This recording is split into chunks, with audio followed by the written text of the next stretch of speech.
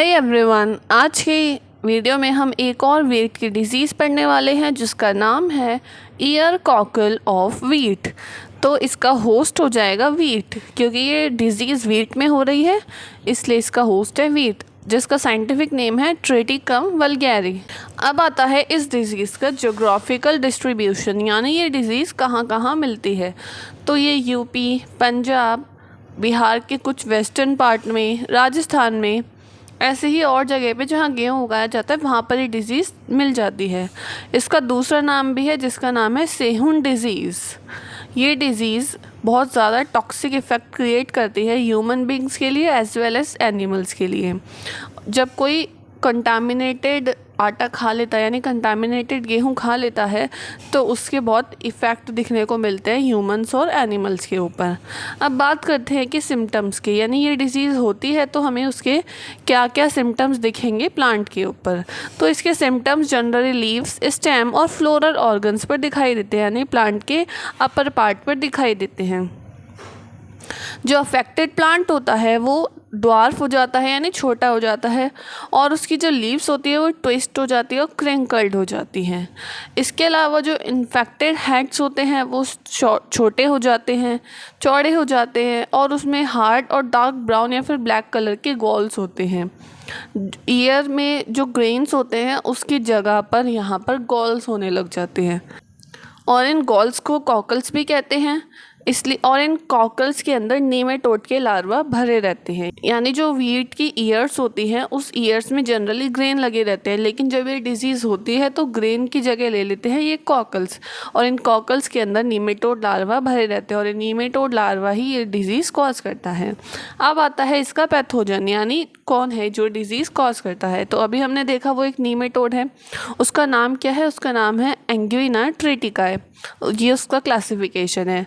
Kingdom हो जाएगा इसका Animalia, phylum Nematoda, class Secernentea, order Tylenchida, family Tylenchidae और जीनस एंग्विना। इस नेमेटोड के मेल और जो फीमेल होते हैं अडल्ट स्टेज के, वो मॉर्फोलॉजिकल अलग अलग दिखाई देते हैं, यानी मेल अलग दिखाई देता है और फीमेल अलग दिखाई देती है। और ये 4 स्टेज शो करते हैं, नेमेटोड अपनी पूरी लाइफ में 4 स्टेज शो करता है। पहली स्टेज जो होती है वो एग के अंदर होती है, यानी फर्स्ट स्टेज लार्वा एग के अंदर डेवलप होता है, और ये एग ले करती है फीमेल नेमेटोड। उसके बाद आता है सेकंड स्टेज लार्वा। तो फर्स्ट स्टेज लार्वा में जब मॉल्टिंग होती है तो उससे बनता है सेकंड स्टेज लार्वा, और ये एग से बाहर निकलकर इन्फेक्शन कॉज करता है। अब ये सेकंड स्टेज लार्वा होस्ट में एंटर करता है और उसके बाद डेवलप होता है वहाँ, और थर्ड और फोर्थ स्टेज लार्वा आगे जाके वो बनाता है। अब फोर्थ स्टेज लार्वा मेल और फीमेल नेमेटोड शो करते हैं। अगर ये मेल और फीमेल आपस में कॉपुलेशन करते हैं तो इससे एग बनता है, तो ये एग फीमेल ले कर देती है, और कॉपुलेशन के तुरंत बाद ये अडल्ट मर जाते हैं और बस एग बचते हैं। ये एग बहुत जल्दी हैचिंग कर लेते हैं, और हैचिंग के बाद ये बनाते हैं सेकेंड स्टेज लार्वा। अब आती है इसकी डिज़ीज़ साइकिल, यानी ये पूरी साइकिल कैसे चलती है इसकी डिज़ीज़ की।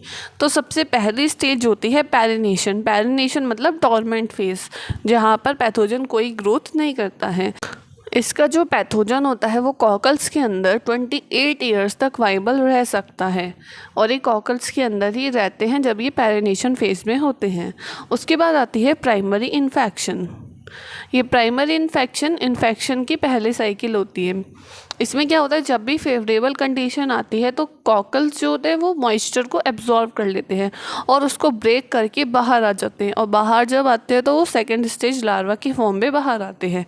अब ये सेकंड स्टेज लार्वा सॉइल में मूव करता रहता है और ढूंढता है कि कोई इसको प्लांट मिल जाए, और जैसे ही इसको कोई प्लांट मिल जाता है तो वहाँ पर ये जाकर एंटर करते हैं, और उसके बाद ये एंटर करने के बाद ये एम्ब्रियोनिक टिश्यू में प्राइमरी इन्फेक्शन कॉज करते हैं। अब उसके बाद आता है सेकेंडरी इन्फेक्शन। इसमें सेकेंडरी इन्फेक्शन नहीं होता क्योंकि सीडलिंग बस ग्रोइंग सीजन में अवेलेबल होते हैं एक बार ही, इसलिए कोई भी सेकेंडरी इन्फेक्शन नहीं होता है। अब आता है इस डिज़ीज़ का मैनेजमेंट कैसे किया जाए, यानी इस डिज़ीज़ को कैसे रोका जाए। तो उसके लिए कुछ तरीके हैं। सबसे पहला तरीका ये है कि जो अफेक्टेड प्लांट है, जो इन्फेक्टेड प्लांट है उन सबको जड़ से उखाड़ दिया जाए और उनको जला दिया जाए ताकि उसके पैथोजन जल जाए, नहीं तो इसके पैथोजन 28 ईयर्स तक जिंदा रह सकते हैं। तो इसके अलावा और कोई तरीका नहीं है, यही सबसे अच्छा तरीका है। इसके अलावा ये है कि जो हेल्दी सीड है उनको सेलेक्ट करके बोया जाए और जो अनहेल्दी या इन्फेक्टेड सीड है उनको ना बोया जाए। हेल्दी सीड और कॉकल्स को एक तरीके से हम सेपरेट कर सकते हैं, कैसे कि उनको नॉर्मल सॉल्ट सॉल्यूशन जिसको ब्राइन कहते हैं उसमें डाल देंगे। उसमें डालने के बाद जो कॉकल्स होते हैं वो सरफेस पर आ जाते हैं और उसको हम कलेक्ट करके उसको हम डिस्ट्रॉय कर सकते हैं, और जो हेल्दी सीड है वो नीचे रह जाएंगे और उनको हम बो देंगे आगे।